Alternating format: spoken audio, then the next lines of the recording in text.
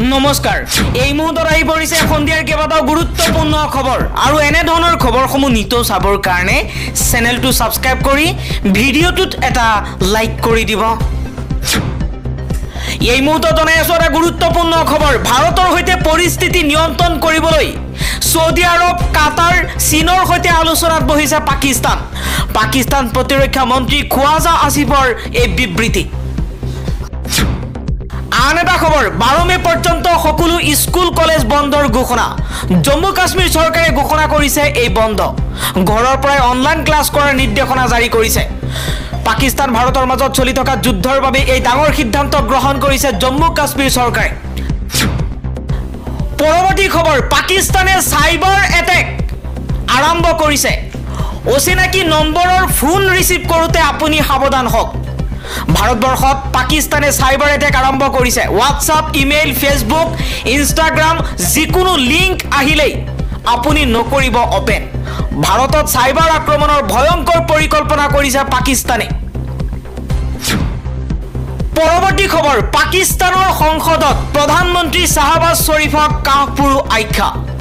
পাকিস্তানী সাংসদে প্ৰধানমন্ত্ৰী শাহবাজ শৰীফক চুকা ভাষাৰে সমালোচনা কৰিছে ভাৰতৰ প্ৰধানমন্ত্ৰী নৰেন্দ্ৰ মোদীৰ নাম লবলৈ সাহস নাই পাকিস্তানৰ প্ৰধানমন্ত্ৰীৰ পৰৱৰ্তী খবৰ পাকিস্তানৰ উত্তেজনাৰ মাজতেই ভাৰত পাকিস্তানৰ উত্তেজনাৰ মাজতেই মোদী চৰকাৰে বৃহৎ সিদ্ধান্ত গ্ৰহণ কৰিছে সেনা প্ৰধানক বিশেষ ক্ষমতা প্ৰদান কৰিছে যিকোনো সময়ত যিকোনো পৰিস্থিতিত পাকিস্তানৰ সৈতে মোকাবিলা কৰিবলৈ প্ৰস্তুত হৈ পৰিছে ভাৰতীয় সেনা পৰৱৰ্তী খবৰ গৃহমন্ত্ৰী অমিত শ্বাহৰ গুৰুত্বপূৰ্ণ বৈঠক বিএছএফ চিআইএছএফৰ সৈতে বৈঠকত মিলিত অমিত শ্বাহ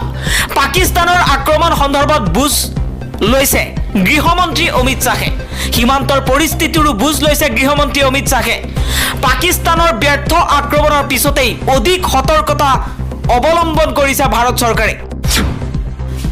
পৰৱৰ্তী খবৰ ভাৰতৰ সৈতে যুঁজিবলৈ পাকিস্তানৰ বেছি ক্ষতি হ'ব পাকিস্তানক হকিয়নি জম্মু কাশ্মীৰৰ মুখ্যমন্ত্ৰী উমৰ আব্দুল্লাই কৈছে ভাৰত এতিয়া আগৰ ভাৰত নহয় এতিয়া ভাৰত শক্তিশালী হৈছে পাকিস্তানে যদি ভাৰতৰ সৈতে যুদ্ধ কৰে তেনেহলে পাকিস্তানৰে বেছি ক্ষতি হ'ব বুলি মন্তব্য কৰিছে জম্মু কাশ্মীৰৰ মুখ্যমন্ত্ৰী উমৰ আব্দুল্লাই পৰৱৰ্তী খবৰ পুনৰ পাকিস্তানক সমৰ্থন কৰি গ্ৰেপ্তাৰ এজন যুৱক পাকিস্তানী সেনাৰ ভিডিঅ' শ্বেয়াৰ কৰাৰ অপৰাধত শিলচৰৰ নাছিম লস্কৰক গ্ৰেপ্তাৰ আৰক্ষী বৰ্তমান সময়ত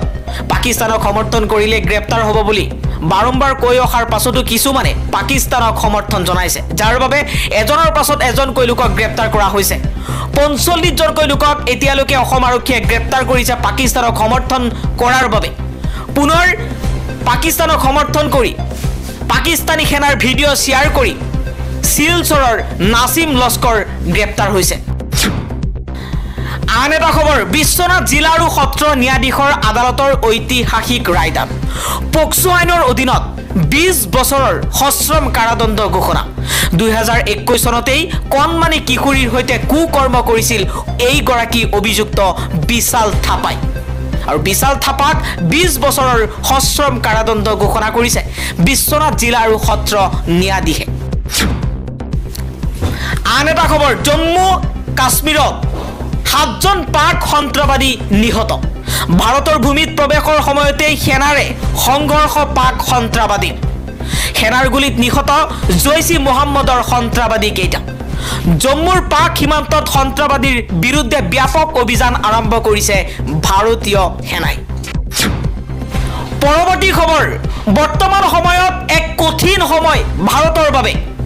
ভাৰত আৰু পাকিস্তানৰ মাজত চলি আছে যুদ্ধ আৰু এনে সময়তে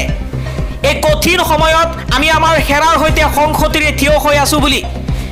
মন্তব্য কৰিছে বিৰাট কোহলীয়ে ভাৰতীয় সেনাক লৈ বিশেষ পোষ্ট বিৰাট কোহলী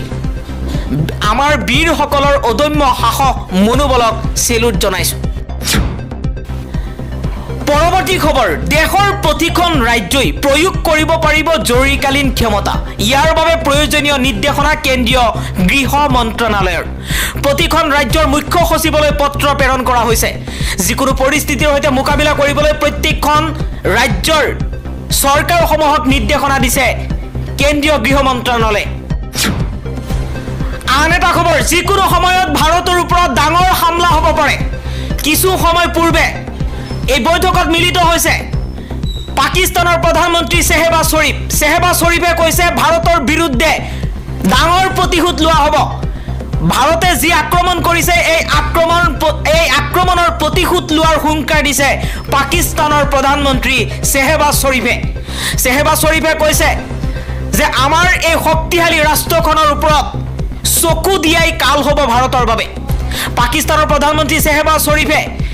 ঘনে ঘনে বৈঠকত মিলিত হৈছে আৰু ভাৰতৰ বিৰুদ্ধে কঠোৰ ব্যৱস্থা গ্ৰহণ কৰাৰ হুংকাৰ দিছে। পৰৱৰ্তী খবৰ, তুৰ্কীয়ে যেতিয়া নিজেই কুৰ্দি শিবিৰত বোমা বিস্ফোৰণ কৰে তেতিয়া সেয়া ঠিক, কিন্তু ভাৰতে যদি সন্ত্ৰাসবাদীক আক্ৰমণ কৰে তেন্তে ই কেনেকৈ ভুল হ'ব পাৰে? এবাৰ প্ৰশ্ন কৰিছে আছাদুদ্দিন ওৱেইছিয়ে কৈছে এইখন ভাৰতৰ ভূমিত জন্ম লৈছোঁ আৰু এই আমাৰ দেশৰ হৈ আমি পাকিস্তান নহয় যিকোনো দেশৰ সৈতে যুঁজিব লাগিব। আমাৰ দেশক কোনোবাই আক্ৰমণ কৰিব, সেয়া যোন দেশেই নহওক, সেয়া মুছলমান দেশেই হওক, আমি আমাৰ দেশৰ প্ৰতি আমাৰ দায়িত্ব আছে। আমি যিখন দেশত জন্ম লৈছোঁ এই দেশৰ হৈ মৰিবলৈও প্ৰস্তুত আছোঁ বুলি মন্তব্য কৰিছে আছাদুদ্দিন ওৱেইছিয়ে। পাকিস্তানৰ সৈতে তুৰ্কীয়ে বন্ধুত্বপূৰ্ণ সম্পৰ্ক গঢ়াৰ বাবে এতিয়া ভাৰতৰ বিৰুদ্ধে পাকিস্তান, তুৰ্কী, চীনে একপক্ষীয়ভাৱে যুঁজ দিয়াৰ ইংগিত পোৱাৰ পাছতেই ভাৰত চৰকাৰ সৰব হৈ পৰিছে আৰু তেনে সময়তেই পাকিস্তানক কঠোৰ সকিয়নি দি আছাদুদ্দিন ওৱেইছিয়ে কৈছে যে আমাৰ ভাৰতৰ সৈতে যুদ্ধ কৰাৰ পূৰ্বে পাকিস্তানে যুদ্ধ কৰিব লাগিব আমাৰ দেশৰ মুছলমানৰ বিৰুদ্ধে, আৰু আমাৰ দেশত যিমানবোৰ মুছলমান আছে এই মুছলমানেই পাকিস্তানৰ বাবে বেছি বুলি মন্তব্য কৰিছে।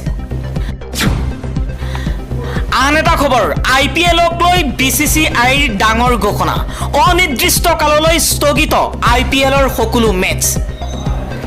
ভাৰত পাকিস্তানৰ যুদ্ধক লৈ এই ডাঙৰ সিদ্ধান্ত গ্ৰহণ কৰিছে BCCIয়ে। IPLৰ সকলো মেচ অনিৰ্দিষ্ট কাললৈ স্থগিত কৰা হৈছে। আন এটা খবৰ, শত্ৰুক প্ৰতিহত কৰিবৰ বাবে জম্মু কাশ্মীৰলৈ অসম সন্তান। দেশ মাতৃৰ স্বাৰ্থত সদাব্যস্ত বীৰ জোৱান ঢাপলি মেলিছে সীমান্তলৈ। আধাতে ছুটি সামৰি বিপ্লৱ চেত্ৰী পুনৰ ৰাওনা যুদ্ধ জৰ্জৰ কাশ্মীৰলৈ। ভাৰত ভূমিৰ বাবে বিপ্লৱৰ ত্যাগক লৈ গৌৰৱ অনুভৱ পিতৃ মাতৃ তথা পত্নীৰ। 5 মে'ত ছুটিত ঘৰলৈ আহিছিল অসম সন্তান CRPF জোৱান বিপ্লৱ চেত্ৰী। এতিয়া পুনৰ দেশৰ হৈ যুঁজিবলৈ কাশ্মীৰলৈ ৰাওনা হৈছে।